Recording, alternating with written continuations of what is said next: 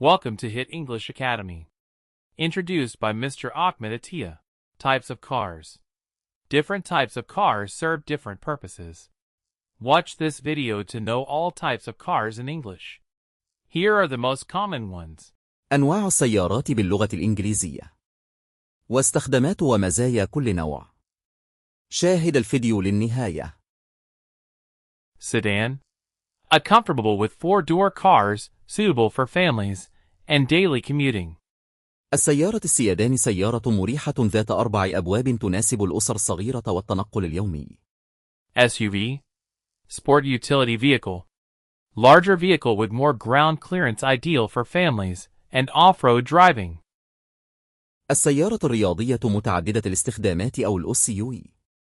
سيارة ذات ارتفاع مناسب عن الأرض وممتازة للاستخدام العائلي والسير على الطرق الوعرة. Hatchback. A compact car with rear door that opens upward, offering more cargo space. السيارة الهاتشباك. سيارة صغيرة الحجم ذات باب خلفي وتوفر مساحة تخزين جيدة في الجزء الخلفي. Coupe I. Stylish with two-door car focused on performance and design rather than space. السيارة الكوبية. سيارة ذات تصميم ومظهر أنيق وتتميز بالأداء العالي.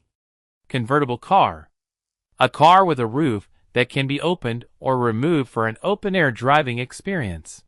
سيارة مكشوفة أو قابلة للتعديل. تمتاز بسقف قابل للفتح لتمنحك تجربة قيادة في الهواء الطلق.